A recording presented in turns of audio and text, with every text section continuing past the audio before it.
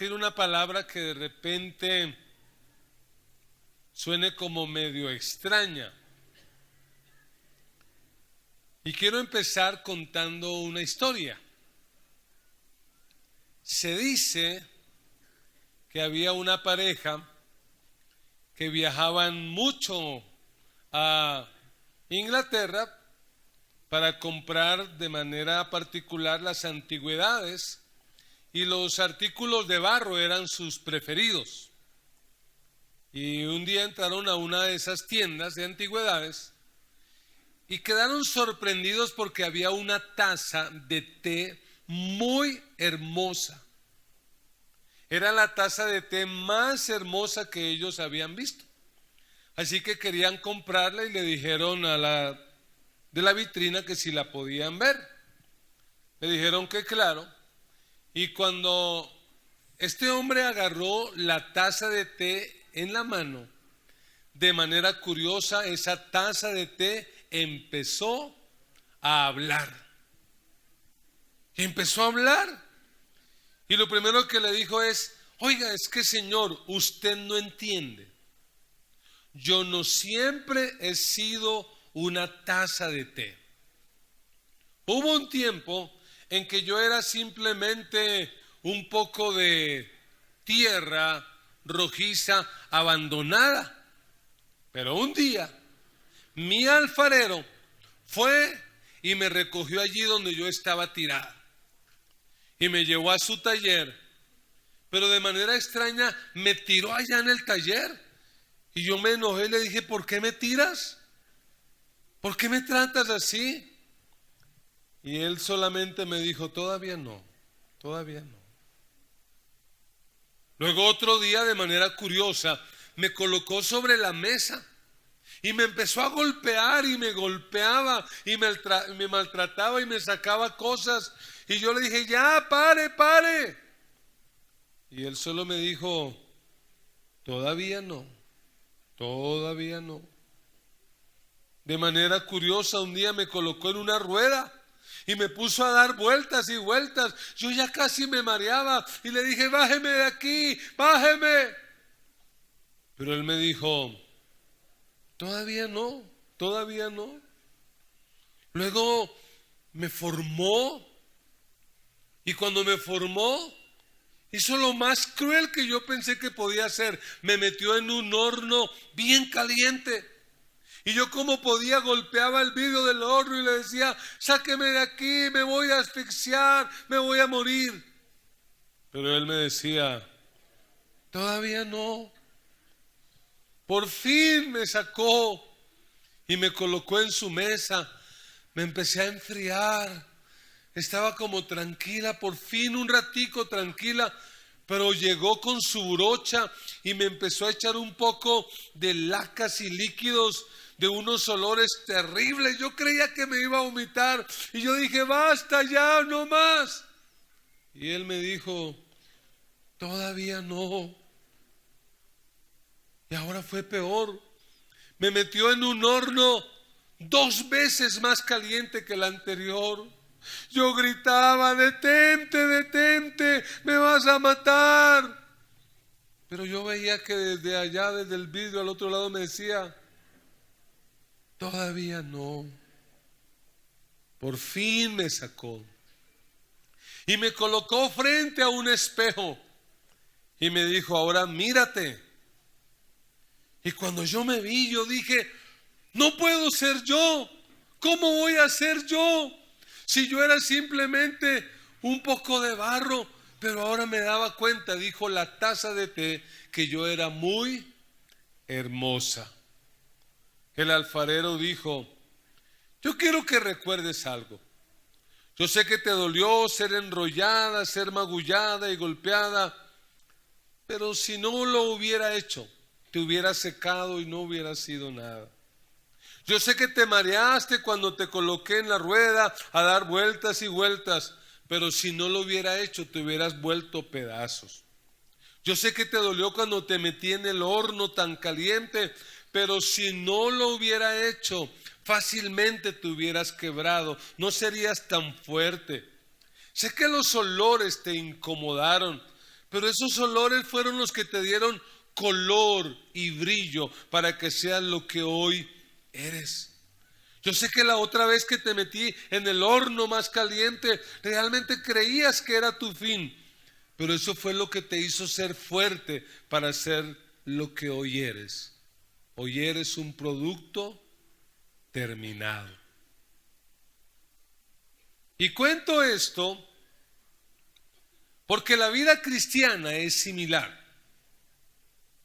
Un día decidimos caminar con Jesús y caímos en las manos de nuestro alfarero divino.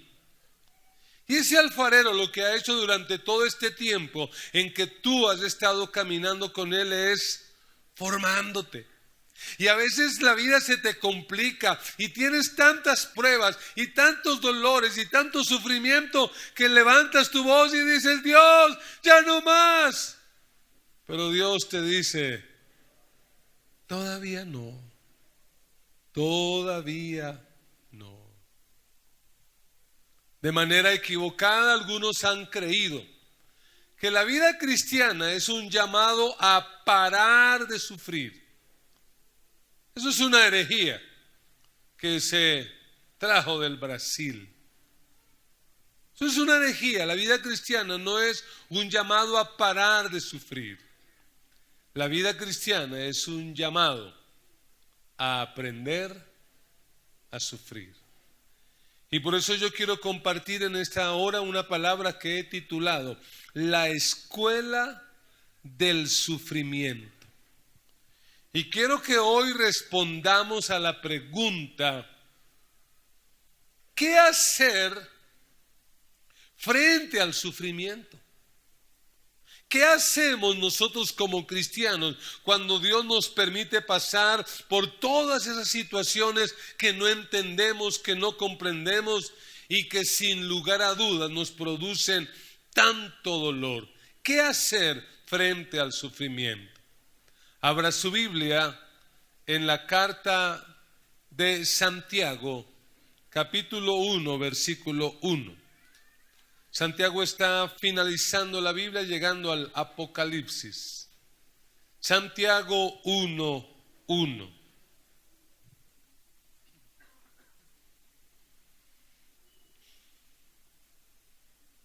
La palabra del Señor dice así: Santiago, siervo de Dios y del Señor Jesucristo, a las 12 tribus que están en la dispersión, salud. Hermanos míos, tened por sumo gozo cuando os halléis en diversas pruebas, sabiendo que la prueba de vuestra fe produce paciencia. Mas tenga la paciencia su obra completa para que seáis perfectos y cabales, sin que os falte cosa alguna. Y si alguno de vosotros tiene falta de sabiduría, pídala a Dios, el cual da a todos abundantemente y sin reproche, y le será dada. Pero pida con fe, no dudando nada, porque el que duda es semejante a la onda del mar que es arrastrada por el viento y echada de una parte a otra. No piense pues, quien tal haga que recibirá cosa alguna del Señor. El hombre de doble ánimo es inconstante en todos sus caminos. El hermano que es de humilde condición, gloríese en su exaltación. Pero el que es rico, en su humillación, porque él pasará como la flor de la hierba. Porque cuando sale el sol con calor abrasador, la hierba se seca, su flor se cae y perece su hermosa apariencia. Así también se marchitará el rico en todas sus empresas. Amén y amén. Hay una verdad en este texto, y la verdad es que sin importar el sufrimiento que estemos pasando, con la ayuda del Señor podemos superar el sufrimiento. Y lo que yo quiero que entendamos en esta hora es que el sufrimiento es una tremenda oportunidad para el crecimiento. Así que sin sufrimiento no hay crecimiento. Dígaselo a alguien.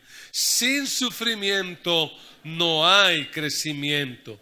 Y si queremos crecer y queremos madurar en la vida cristiana, esa asignatura no la podemos pasar por alto. Esta no es una electiva, esta es una transversal de la carrera de la vida cristiana, y es el sufrimiento.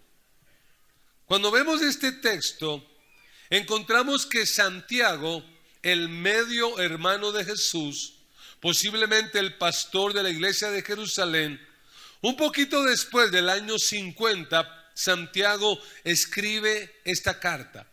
Y en el versículo 1 se dice que los destinatarios de esta carta son las 12 tribus que están en la dispersión, versículo 1.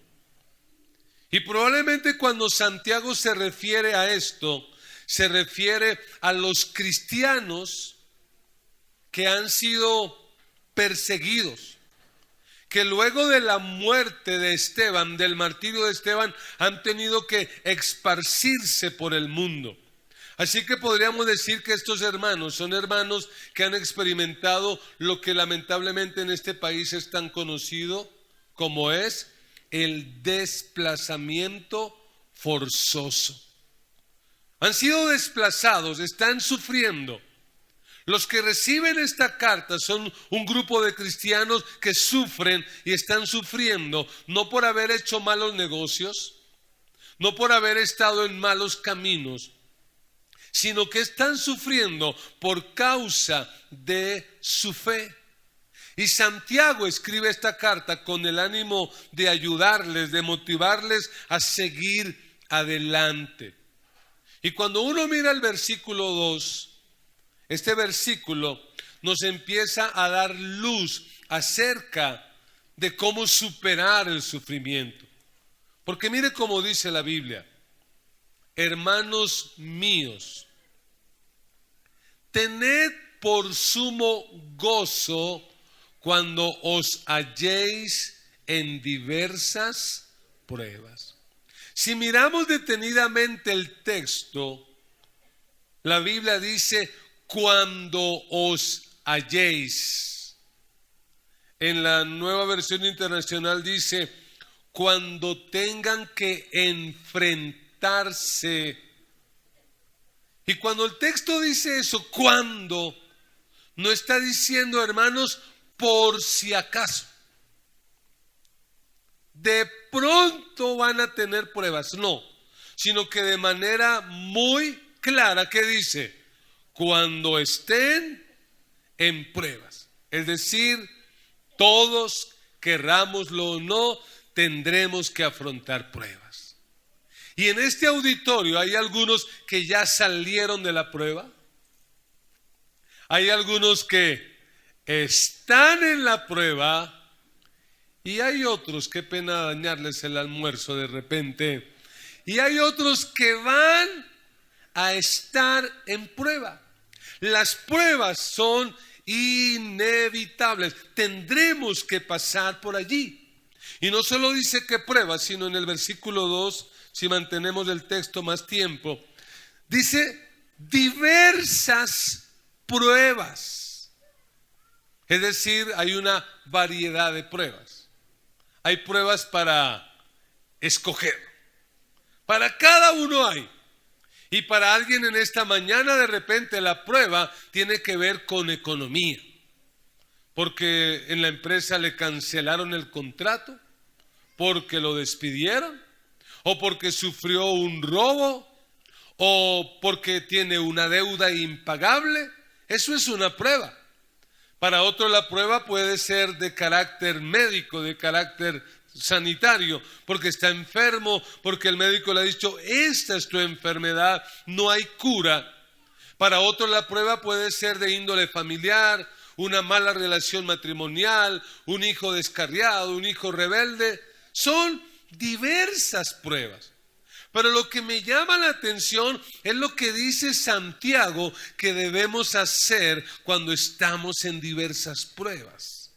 Porque seamos sinceros, cuando usted y yo estamos en pruebas, ¿qué es lo más natural? Por decirlo de alguna manera, lo más lógico que uno hace cuando tiene pruebas. ¿Qué hace uno? Yo voy a procurar dar algunas opciones. Se amargan.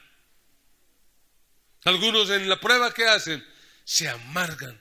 Vea, ¿para qué me sirve ir a la iglesia? Otros se angustian. Otros se deprimen. Todo yo. Dios, ¿y por qué a mí? Soy el único al que le pasa esto, pero ¿por qué? Y justo ahora que empezaba a caminar de tu mano. Eso es lo normal, amargarse, deprimirse. Pero ¿qué dice el versículo 2? Dice, hermanos míos, tened por sumo gozo. O como dice la NBI, considérense como muy dichosos. Yo les pregunto, ¿eso es fácil? Mire cómo lo dice la Nueva Traducción Viviente. Dice, considérenlo como un tiempo para alegrarse mucho. Ni hablar como lo dice la traducción del lenguaje actual. Ellos la traducen, ustedes deben sentirse muy felices. Es decir, es algo así como que usted se encuentra con un hermano y dice, hola hermano, ¿cómo estás? Hacía rato no te veía. ¿Y qué más? ¿Cómo estás? Uy, hermano, dichoso. ¿Y eso por qué? Me echaron del trabajo. ¿Qué? ¿Cómo así que lo echan del trabajo y está feliz? Sí, es que la Biblia dice que debemos considerarnos dichosos cuando estemos pasando por pruebas. Hermana, ¿y cómo vas? Pues ahí con cáncer. Dice el médico que me quedan 6 meses de vida, pero estoy de una alegría tremenda, estoy feliz. ¿Qué? Porque eso es totalmente absurdo y ilógico. Pero casualmente esta es la primera clave si queremos superar el sufrimiento. Si usted quiere superar el sufrimiento, tiene que dejar de hacer lo que normalmente hace. Y lo que nos dice aquí Santiago es que para poder superar el sufrimiento necesitamos cambiar de actitud. Es lo primero que tenemos que hacer. ¿Y qué es la actitud? La actitud sencillamente es la postura que tomamos frente a las circunstancias. Y debemos tener bien claro que nosotros no somos dueños de las circunstancias. Las circunstancias están lejos de nuestro control. Si pudiéramos controlar las circunstancias, ¿lo haríamos, sí o no? Si pudiéramos, controlaríamos para que no nos roben, para que no nos enfermen, para que no nos echen del trabajo. Pero pregunto, ¿podemos controlar eso?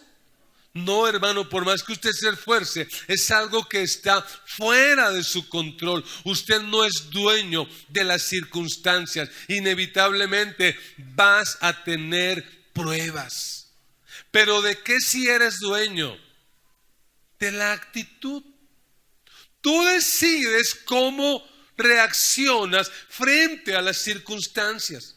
Y lo que nos dice Santiago es que cuando estemos pasando por pruebas debemos tener por sumo gozo. Y esa expresión sumo gozo significa lo más elevado, lo más alto. Es decir, que si usted es hincha de un equipo de fútbol y su equipo de fútbol el domingo pasado quedó campeón y usted se enloqueció y quedó disfónico de gritar, pues déjeme decirle, el día que le venga la prueba a la vida, ese día tiene que cantar más fuerte y más alto y con más alegría. Debe considerarse alegre y bendecido y dichoso por estar pasando por esa prueba. Yo sé que no es lógico, pero es que la palabra de Dios no es lógica. No es lógico, pero si quieres superar el sufrimiento, tienes que cambiar de actitud. ¿Será que eso es posible? Claro que sí. El mismo Abraham, el padre de la fe, cuando Dios le permite pasar por la prueba más tremenda que tuvo que pasar. Y la prueba de Abraham consistió en que él tenía que ir a un monte y en ese monte sacrificar a su hijo Isaac. Y cuando tuvo que hacer eso, lo que la Biblia dice es que él llegó hasta un cierto lugar con sus criados. ¿Y qué le dijo a sus criados? Muchachos, malas noticias. Me toca sacrificar a mi hijo Isaac. Yo no sé, mi vida se acabó. Desde que yo camino con este Dios que me habla, mi vida está mal. ¿Qué fue lo que dijo Abraham? Le dijo a los siervos: esperad aquí con el asno. Y ojo lo que dijo: y yo y el muchacho iremos hasta allí y adoraremos y volveremos a vosotros. Las pruebas son una oportunidad para adorar y creer que Dios todavía tiene un plan para nuestras vidas. Esa es una actitud. ¿Cuál fue la actitud de Job? El más grande sufriente de la antigüedad. ¿Usted sabe lo que le ocurre a Job? Pierde sus riquezas, pierde todo, pierde sus hijos. Pero ¿qué dice la Biblia? La Biblia dice que cuando Job se vio en esa situación, la Biblia dice: Job se levantó, rasgó su manto, rasuró su cabeza, se postró en tierra y adoró. ¿Qué hizo Job? ¿Y por qué adoró? ¿Está pasando el mejor momento de su vida? No, pero él entiende que la clave no es amargarse, la clave es adorar. Y mire lo que dice: adoró y dijo: desnudo salí del vientre de mi madre y desnudo volveré allá. Jehová dio, Jehová quitó, sea el nombre de Jehová bendito, alabado sea Dios. Tenemos que mantener una actitud de adoración, una actitud de fe, una actitud de confianza en el Señor. Ni hablar del apóstol Pablo, que un día lo meten preso, lo meten a la cárcel por estar predicando el evangelio y por haber liberado a una muchacha que estaba endemoniada.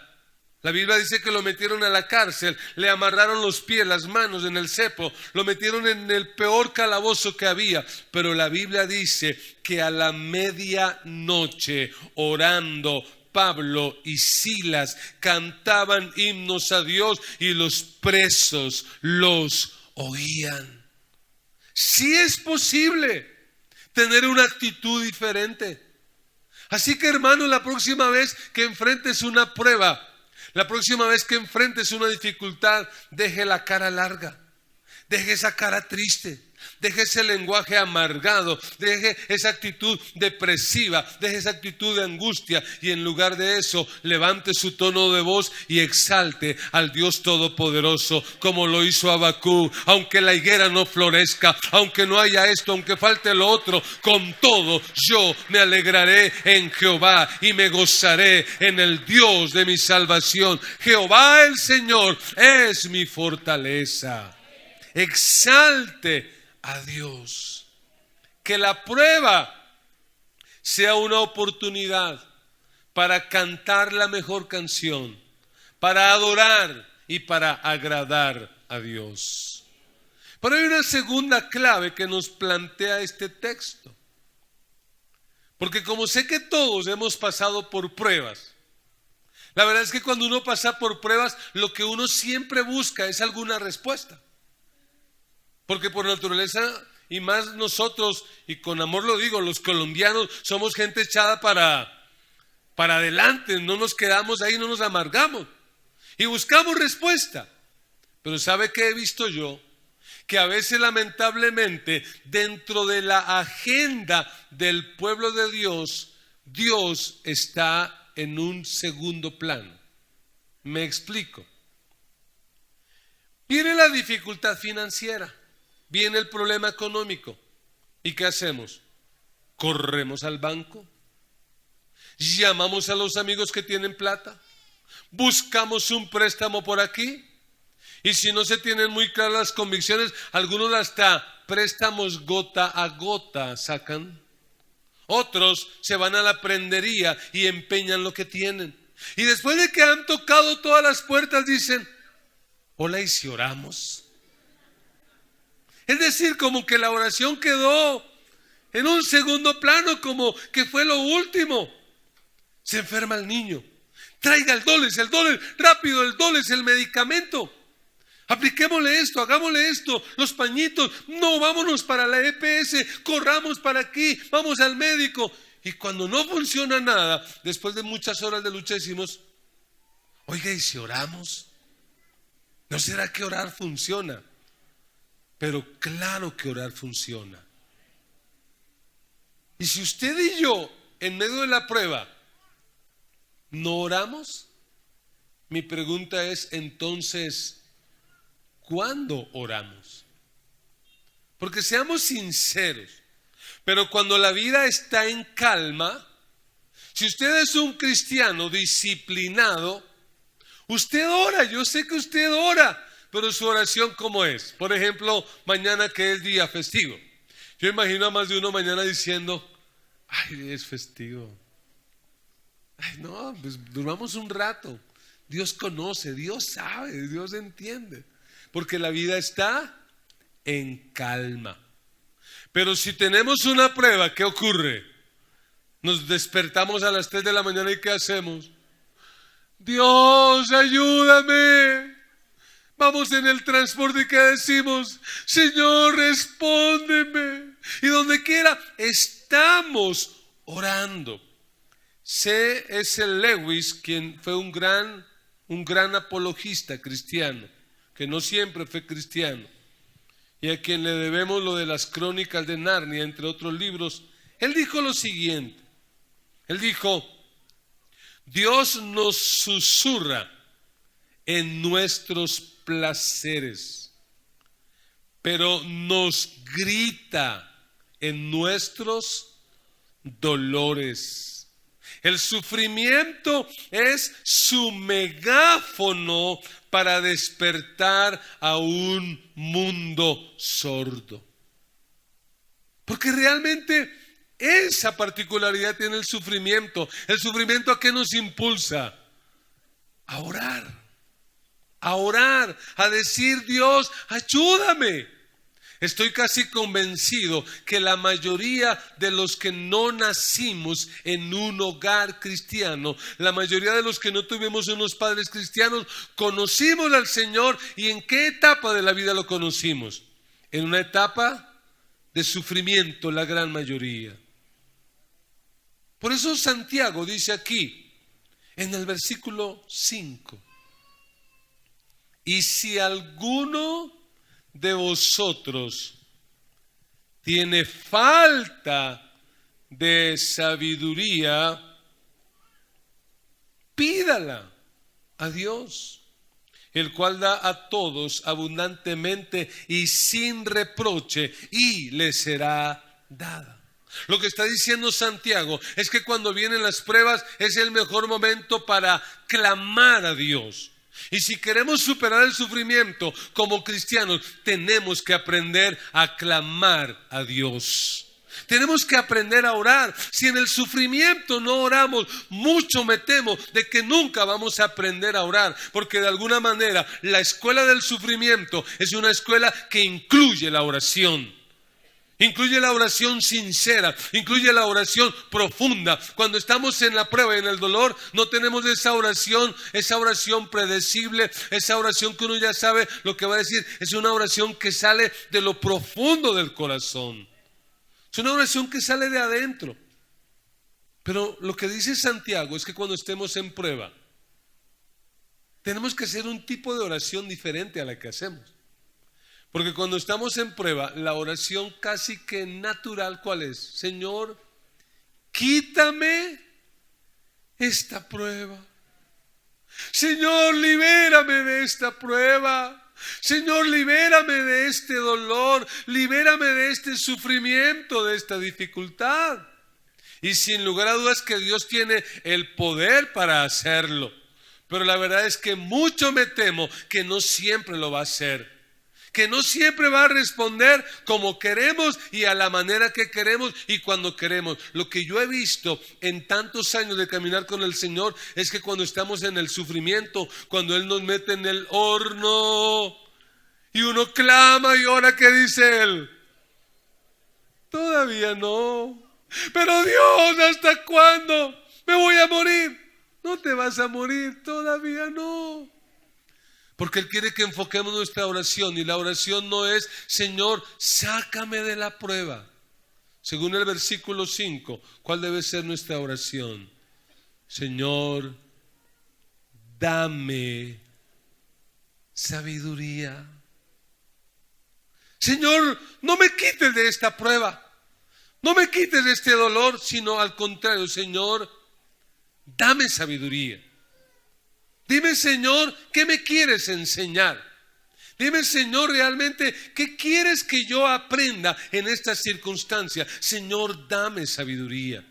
Y usted ve que algunos lamentablemente creen que la sabiduría se encuentra en la universidad, en el colegio, pero no. En el colegio, en la universidad, usted va a encontrar conocimiento. Y sabiduría no es conocimiento. Hay personas que tienen mucho estudio, pero que no son sabias. Y hay personas que por alguna razón no pudieron ni siquiera terminar su secundaria, pero son personas sabias. ¿Sabe por qué? Porque la sabiduría no proviene de la universidad. La sabiduría es un don que proviene del Dios Todopoderoso. Y tenemos que clamar a Él. Y en el dolor y en la escuela del sufrimiento, decirle al Señor, Señor, dame sabiduría. Sabiduría es el uso correcto del conocimiento. Sabiduría es sentido común en un grado poco común. Eso es sabiduría. Cuando uno escucha a personas que uno dice, wow, me sorprende. Lo que dice la Biblia es que esas pruebas nos van a ayudar. ¿Y qué nos van a poder traer a nosotros si actuamos bien? Nos van a traer sabiduría. Las pruebas nos van a ayudar a tener sabiduría. Cuando Salomón fue ungido como el nuevo rey de Israel, teniendo que reemplazar a su padre David, quien dejó un punto muy alto como gobernante, ¿cuál fue la oración de Salomón? Dios, soy joven. Este pueblo es muy numeroso, yo no tengo mucha experiencia, así que por favor te pido. ¿Y qué dice la Biblia que hizo Dios? Le dio sabiduría y aún le dio más cosas que él no pidió. Santiago dice que si alguno tiene falta de sabiduría, la pida a Dios, el cual da a quienes. ¿Qué dice el versículo 5? La da a algunos. A los consentidos de Dios, a la rosquita de Dios, al grupito de Dios, ¿sí? ¿A quién Dios da sabiduría? A todos los que la pidan. Si usted no pide sabiduría y en la prueba pretende enfrentar la vida en sus fuerzas, mire, va a ir de golpe en golpe y va a seguir fracasando. Dios la da a todos. ¿Y cómo la da? Oiga, Dios no es mezquino.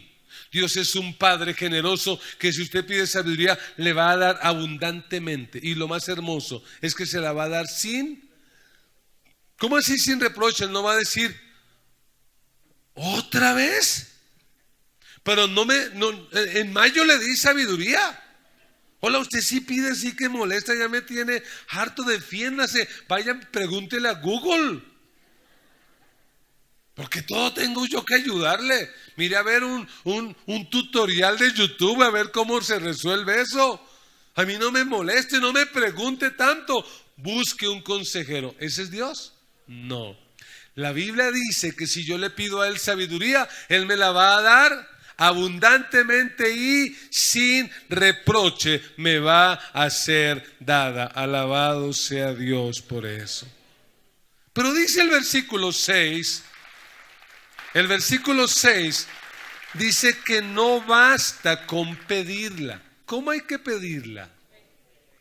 Dice, pero pida con fe, no dudando nada.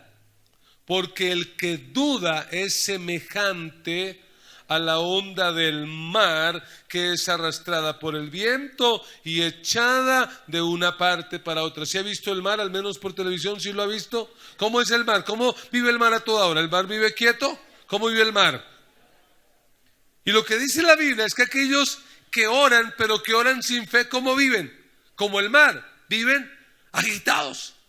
Ay, pastor, es que no sé qué voy a hacer, se me acabó el mundo, se me acabó, y están agitados. Dice el Señor, quien actúa así, ¿qué va a recibir? Nada. Tiene que pedir con fe, no tiene que estar a veces sí, a veces no. No. Cuando usted ore, su oración tiene que expresar fe. Y la Biblia dice que la fe viene y viene por el oír de la palabra de Dios. Así que lo mejor que podemos hacer al orar es orar de acuerdo a la palabra, porque eso es lo que nos va a dar fe. Porque usted puede estar en una prueba y al momento de orar, su oración ser simplemente un conjunto de quejas y lamentos. Ay, Dios, ¿por qué me toca a mí? ¿Por qué yo sufrir? Me toco a mí en esta vida. Yo soy el que sufro. Pobrecito yo. Esa oración, ¿qué va a conseguir? Nada. Hágala para desahogarse, pero después de que la haga ahora sí la oración de fe. Señor, me quedé sin trabajo, pero finalmente tu palabra dice que mi socorro viene de Jehová, que hizo los cielos y la tierra, que tú eres mi pastor y que nada me faltará. Señor, en esa empresa se acabó el contrato. Gracias por los años que trabajé allí. Bendice la empresa, bendice al jefe, sin amargura, sin resentimiento, perdonando y todo. Y dígale al Señor, y ahora creo que tú suplirás todo lo que me falta conforme a tus riquezas en gloria, Señor. Tú eres mi sustentador. Tú me vas a dar, Señor. Con fe. Con fe. Tenemos que pedir con fe, clamar al Señor. Así que cuando venga una prueba, en lugar de estar como el mar, para allá y para acá, aprenda a estarse quieto. Agarre su Biblia y váyase para el cuarto de oración y dígale, Señor, aquí estoy. Esta es mi realidad, esta es mi situación, pero quiero saber qué tienes tú para mí, Señor. Lo único que sé es que tú eres Dios en el cielo y en la tierra. Y que si tú cerraste esa puerta es porque tienes una más grande para abrir para mí, Señor. Lo único que sé es que si te has demorado en responderme, tú tienes un plan, Señor. Lo único que sé es que tu palabra dice que a los que aman a Dios, todas las cosas les ayudan para bien. Alabado sea Dios. Algo bueno viene detrás de este problema. Clame a Dios. Jeremías decía, hablando, invitando al pueblo a clamar, decía: clama a mí y yo te responderé y te enseñaré cosas grandes y ocultas que tú no conoces. El Salmo 50:15 dice: invócame en el día de la angustia. ¿Cuántos han tenido días de angustia? ¿Qué hay que hacer en los días de angustia? Orar a Dios. Dice: invócame en el día de la angustia, te libraré y tú me honrarás. Así que si queremos pasar esta escuela del sufrimiento, en primer lugar tenemos que ¿qué? Cambiar la actitud. En segundo lugar, clamar a Dios. Y lo tercero que se supone que tú y yo debemos hacer es contemplar la recompensa. Porque detrás de cada prueba tiene que haber una recompensa. Detrás de cada prueba hay una bendición. Mire, en el mundo académico, cuando uno estudia y tiene un profesor de esos profesores cuchilla, que usted llegaba al salón y ¿con qué lo saludaban? Saquen una hojita. 5 minutos, respondan esta pregunta. El que sabe, sabe, el que no, no. Y la calificación era o 1 o 5. Ya, perdió. Y uno dice: uy, de nada, llegó el profe que lo llamaban de cariño Atila. Atila, el rey de los hunos. ¡Qué miedo! Pero ¿cuál era el propósito de esas pruebas? El propósito de esas pruebas sencillamente era para saber qué habíamos aprendido. Así que Dios, que no es un profe cuchilla, pero Dios que quiere que crezcamos, de cuando en cuando nos hace pruebas. Porque ¿qué quiere medir Él? Quiero ver qué tanto han aprendido. Y por eso nada raro que en este semestre que viene Dios diga una hojita previa. Primero, segundo, tercero. ¿Qué ocurre si un estudiante, cuando el profesor le da la previa en la mano, le dice: mira la previa? Si ese estudiante dice: no la contesto, ¿qué ocurre? Pierde la prueba, pierde la materia y pierde el año. Por eso hay cristianos que, aunque se ufanan y dicen: llevo 20 años de cristiano, la verdad no llevan 20, llevan 1, pero lo han repetido 20 veces. Y la razón es por lo que no han sabido enfrentar las pruebas. Y en el reino de Dios no hay promoción automática, no cabe soborno a profesores, no cabe nada de eso. O tiene que repetir la prueba hasta que la haga bien. Entonces, ¿cuál es el requisito o cuáles son mejor las recompensas? En el capítulo 1, versículo 3 encontramos esto. Dice: sabiendo que la prueba de vuestra fe produce paciencia. Y esto es muy interesante, porque lo que nos dice Santiago es que cuando estamos en prueba, lo que Dios prueba no es nuestra economía, Dios no prueba nuestro cuerpo, Dios no prueba nuestra familia. ¿Qué es lo que está probando Dios? Nuestra fe. Lo que Él está probando es nuestra fe. Venga a ver, voy a probar su fe. Y la palabra fe significa convicciones. Así que lo que Dios dice es: quiero saber qué tanto has aprendido, qué tanto me conoces. Porque si en una prueba tú te derrumbas y te desbaratas, ¿qué dice Dios? No has aprendido, no has entendido. ¿Cuándo vas a superar esa prueba? El día que en medio de la prueba tú adores al Señor y alabes al Señor. ¿Qué va a decir el Señor? Listo, promovido, muy bien, vas creciendo, de eso se trata. Pero mientras te amargues, te deprimas y te frustres, prepárate. ¿Qué va a decir Dios? Me repite esa prueba. Y me la repite una y otra vez. Y así me den 30 años, pero usted tiene que aprender, porque tiene que aprender. Tiene que aprender a alabar a Dios en medio del dolor. Tiene que aprender a alabar a Dios en medio de la prueba. Tiene que aprender a exaltarlo a Él y no a exaltar la crisis. Tiene que aprender a exaltar al que tiene la respuesta. Y cuando uno mira a Job, Job fue un hombre que pasó la prueba. Porque un día, en medio de semejante prueba, ¿sabe lo que dijo? Capítulo 19, versículo 25. Job levantó la voz y dijo: yo sé que mi Redentor vive. ¿Cuántos saben que el Redentor vive? Yo sé que mi Redentor vive y al fin se levantará sobre el polvo. Y después de deshecha esta mi piel, en mi carne he de ver a Dios, al cual veré por mí mismo, y mis ojos lo verán y no otro, aunque mi corazón, que dice, desfallece dentro de mí. En medio de la prueba, ¿qué dice Job? Yo sé que mi Redentor vive. ¿Y cuál debe ser nuestra actitud?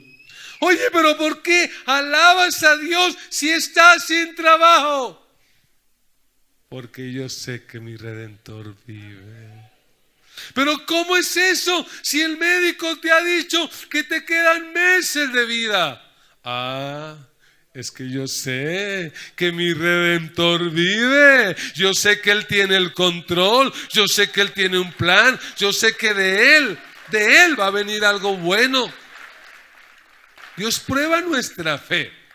Dios prueba fe, o sea, fidelidad, es fe. Lo que Dios está queriendo ver es: oye, ¿qué tan fiel eres? Te dejé sin trabajo, pero sigues siendo fiel. Te voy a dar algo mejor. Porque fuiste fiel en lo poco, te voy a colocar en lo mucho. Pero ¿cuál es nuestro error? Que perdemos la previa. Dios nos dice, permite que nos quedemos sin trabajo, y que decimos: Dios es malo, y entre tanto que yo oraba y buscaba de Dios y hasta ya diezmaba, y mire cómo me fue. No, yo no sigo en la vida cristiana. ¿Qué dice Dios? Repite, no, esa actitud no me gusta, repite. Es más, lo voy a bajar de curso. No me sirve, así tiene que repetir. No me sirve. Tiene que repetir, no me cuadra. Hasta que no crea, hasta que no diga en medio del dolor: Señor, aunque no tengo, pero quiero decirte que voy a ser fiel. Y hoy domingo, aunque no tengo ni para el diario, me voy para la iglesia, voy a adorarte y alabarte, porque decidí serte fiel, Señor. Aunque el médico diga, aunque fulano diga, yo voy a ser fiel. Esa es la recompensa. Dice en el versículo 3: sabiendo que la prueba de vuestra fe. ¿Qué produce la prueba de la fe? Paciencia. Esa palabra paciencia realmente significa constancia, perseverancia, resistencia. Esa palabra en el griego es lo que hacen algunos de nuestros hermanos en el mercado, que cargan esos bultos, que a pesar de que cargan ese bulto siguen avanzando. Eso se llama paciencia, perseverancia. Y sabe, las pruebas tienen la virtud de hacernos cada vez más fuertes. Las pruebas nos hacen más fuertes, nos hacen más pacientes, más tolerantes.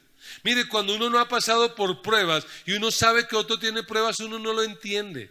Entonces uno no es tolerante. Pero cuando uno ya ha pasado por ahí y escucha a alguien que está pasando por esa situación similar a la de uno, ¿qué puede uno decirle?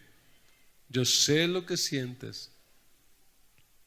Yo sé lo que estás viviendo ahora que el médico te ha dicho que tienes cáncer. Yo sé, porque un día en mi casa el cáncer entró. Yo sé lo que sientes y te puedo decir esto y te puedo decir aquello.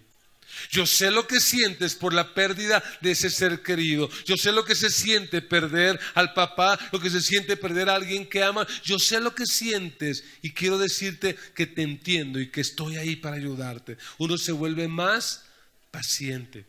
Pero el versículo 4 dice: mas tenga la paciencia su obra completa, para que seáis perfectos y cabales sin que os falte cosa alguna. Es decir, la prueba nos hace perfectos. El error es que a veces no entendemos el significado de la palabra perfecto y creemos que perfecto es sin error, sin pecado. Perfecto es alguien que no se equivoca. No, la palabra perfecto significa maduro. Una persona perfecta es una persona que es madura, una persona que entiende la razón de la vida, la razón de las pruebas, la razón del sufrimiento. Es una persona madura. Es decir, que cuando viene la prueba no se angustia, ay, ¿por qué a mí? Sino que dice, esta es una oportunidad para alabar a Dios.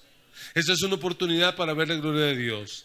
Es Dios que me está formando, que me está puliendo, que me colocó en su rueda y me está dando vuelta. Y aunque yo no entiendo, sin lugar a dudas Dios me está diciendo, todavía no, tengo que formarte otro poquito. Es que no me gusta esto, yo quiero hacer de ti una vasija bien hermosa, pero me toca pulirte esto. ¿Y qué decimos las vasijas? No, pero ¿por qué? Para que seamos perfectos y cabales.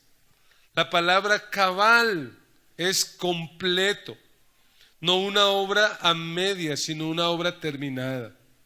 ¿Sabe? La prueba, el sufrimiento, el dolor produce a los mejores cristianos o a los peores. Porque un cristiano que no sepa enfrentar la prueba, ¿qué ocurre? Se amarga, no vuelva a la iglesia. Oiga, no vaya a esa iglesia, no vaya. Eso no, yo ya fui. Y mire cómo estoy, hace los peores cristianos. O los mejores. Como Job, que dice, yo sé que mi Redentor vive. Jehová dio, Jehová quitó, sea el nombre de Jehová bendito. Subiremos, adoraremos y volveremos a vosotros. De manera muy curiosa, Santiago aquí menciona ricos y pobres. Versículo 9, Santiago dice, el hermano que es de humilde condición, el hermano pobre, gloríese en su exaltación, pero el que es rico en su humillación, porque él será como la flor de la hierba. Santiago hace una especie de paralelo entre ricos y pobres. ¿Y sabe qué es lo que está mostrando? Que las pruebas generan igualdad, porque a los pobres les llega la enfermedad. En cambio a los ricos también.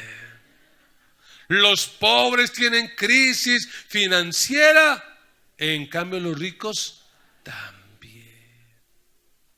Los ricos también lloran. Razón tenía Verónica Castro, ¿cierto? Los ricos también lloran.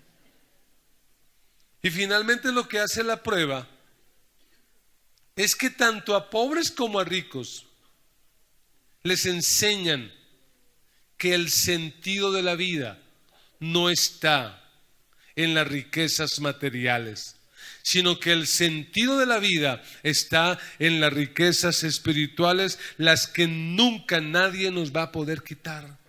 Porque mire, hay gente que por más riqueza que tenga, y yo conozco historias de personas que son multimillonarias, pero no pueden comer. Qué misterio, ¿no? Tienen la plata para comprar la comida de más fina, pero no pueden. Tienen una enfermedad que les impide comer. En cambio, conozco hermanos que van a Corabastos y se meten esos banquetes. Y digo, wow. Y con poquita plata. Un corrientazo.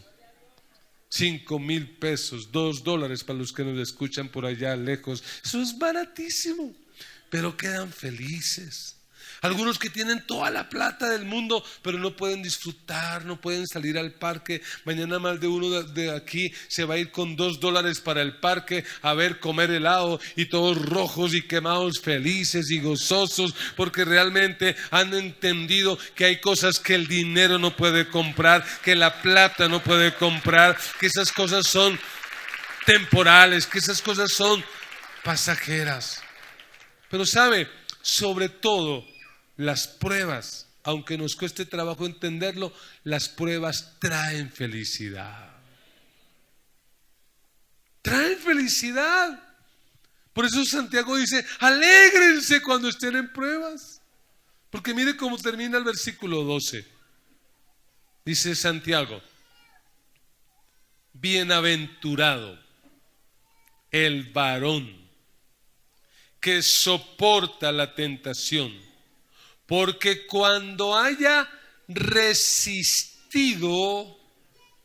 la prueba, recibirá la corona de vida que Dios ha prometido a los que le aman. Mire la primera palabra, bienaventurado. Esa palabra es feliz, dichoso, bendecido, de verdad feliz. Pero ¿quién es feliz? El que soporta.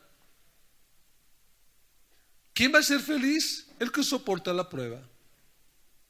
¿Quién va a ser feliz? Aquel que a pesar de la prueba sigue amando a Dios. Amados, somos salvos por la fe en Cristo. La salvación es por fe. No nos vamos a salvar por aguantar muchas pruebas o no, la salvación es por fe, por lo que Cristo ya hizo.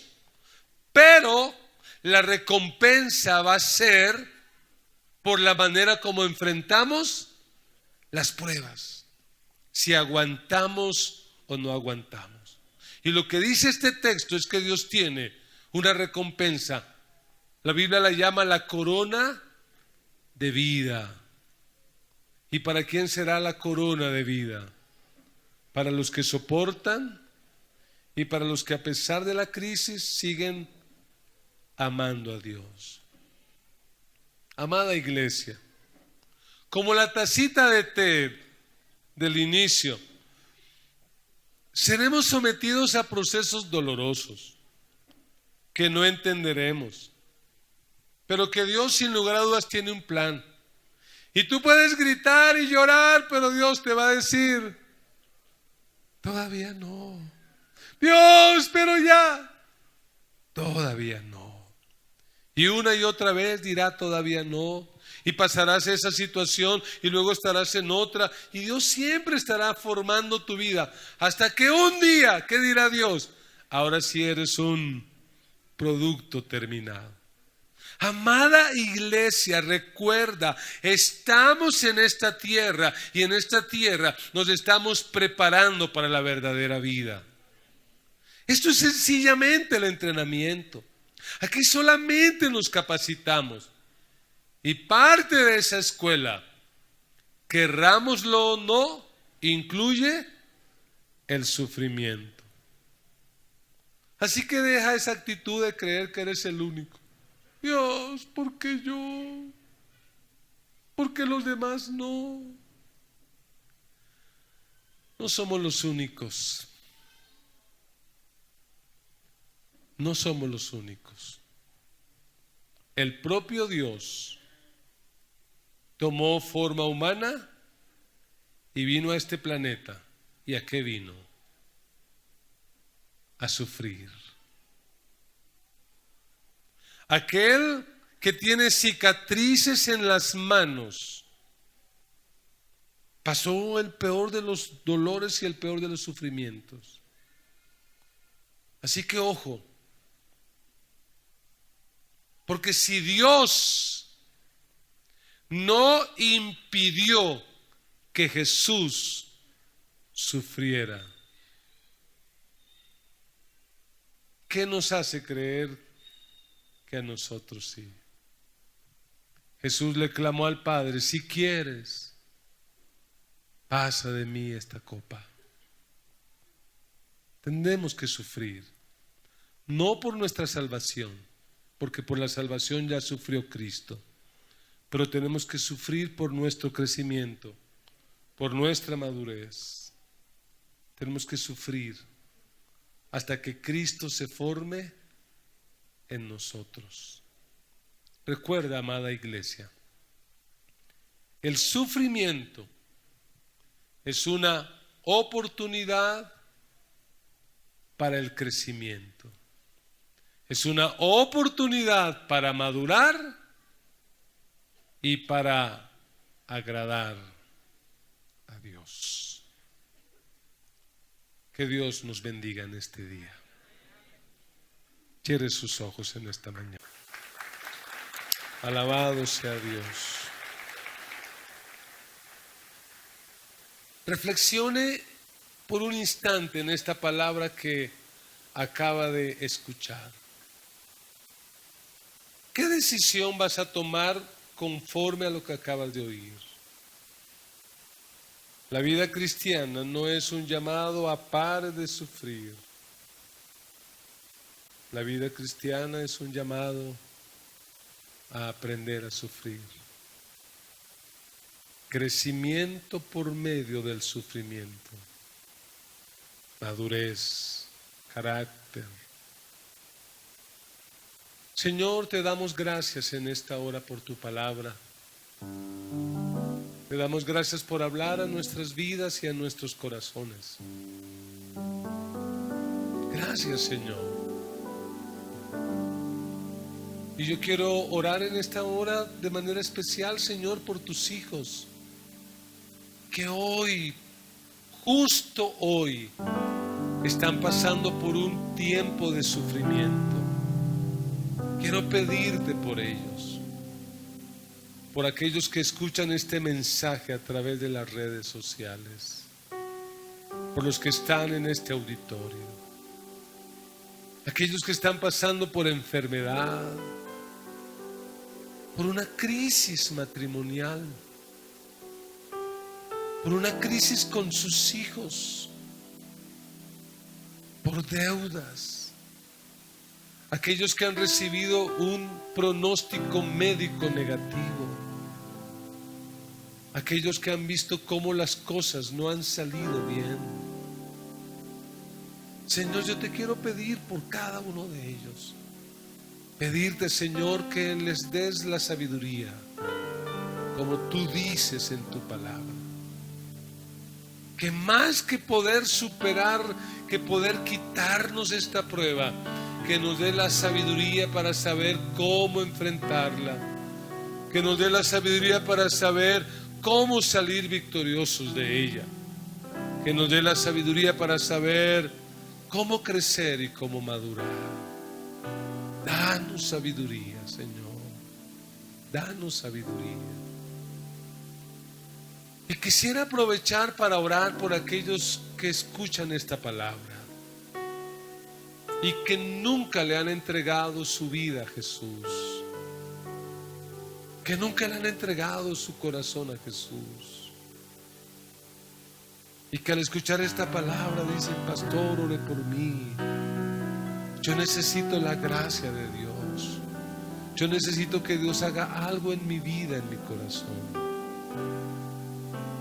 Tú que nos escuchas por medio de esta red social, allí donde estás, no es casualidad que estés escuchando esto. Dios tiene un plan. Dios preparó este mensaje porque quiere cambiar tu vida. Tú que estás aquí en este lugar, si estás aquí por primera vez, yo te quiero invitar a que le entregues tu vida a Jesús, porque Jesús sufrió y nos puede ayudar a enfrentar el sufrimiento. Donde quiera que haya una persona que nos visita, levante su mano. Quiero orar por usted. Quiero pedir a Dios por su necesidad. No importa qué tan grande sea su problema, Dios es más grande. Levante su manito y téngala allí levantada. Quiero orar por usted. Dios les bendiga. Dios le bendiga. Dios bendiga esas vidas. con su manito levantada y con todo el corazón, repita conmigo esta oración de todo corazón. Diga conmigo: Padre Celestial, en esta hora yo reconozco que te necesito. He pecado, he hecho lo malo delante de tus ojos. Me arrepiento y te pido perdón. Señor Jesús, gracias por morir en la cruz por mis pecados. Hoy te recibo, te acepto como mi Señor, como mi Salvador. Escribe mi nombre en el libro de la vida y no lo borres, para que cuando yo muera o tú regreses, yo pueda estar siempre contigo. Gracias, Jesús. Ayúdame a superar las pruebas. Ayúdame a enfrentarlas. Jesús, haz de mí la persona que tú quieres que yo sea. Fórmame de acuerdo a tu plan. Amén. Amén. Queremos tener una atención especial para aquellos que nos visitan hoy por primera vez.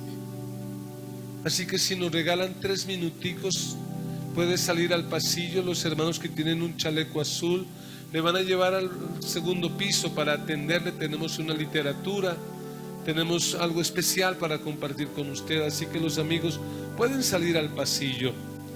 La iglesia se coloca en pie y seguimos hablando con Dios un poco más. ¿Cuál es nuestra actitud cuando viene la prueba? ¿Cuál es nuestra actitud cuando la temperatura sube? Cuando el horno se pone insoportable. ¿Cuál es nuestra actitud cuando la rueda gira y gira? ¿Cuál es nuestra actitud cuando nuestro alfarero nos está amasando? ¿Cuál es nuestra actitud? Dios quiere que tengamos una actitud de adoración, de alabanza. Hable con Dios y dígale al Señor que le ayude. Señor, te rogamos y te suplicamos que tengas misericordia de nosotros. Que nos ayude, Señor, a entender que la vida y la vida cristiana no nos exime de exámenes, no nos exime de pruebas y de sufrimientos. Pero, Señor, ayúdanos a crecer, ayúdanos a madurar. Señor, que no estemos perdiendo previas, perdiendo materias, que no estemos perdiendo los años. Ayúdanos a tener una actitud de alabanza, de adoración. Señor, yo te pido por mis hermanos que hoy están pasando por situaciones críticas. No es fácil esta palabra, Señor, pero pedimos a ti, a tu gracia, para que el Espíritu Santo dé la fuerza que tus hijos necesitan y que en medio del dolor puedan levantar su voz, adorarte, agradarte, no atribuir ningún despropósito, Señor. Ayúdalos, Señor, fortalécelos, levántalos, extiende tu mano sobre el que está enfermo. Restaura ese matrimonio, ese hogar, esa familia. Obra Dios en esas finanzas. Señor, ayúdanos a tener calma, a tener paz, a creer que tú tienes un plan, que tú tienes un propósito. Por un minuto ore por su hermano. Acérquese a él y ore por él.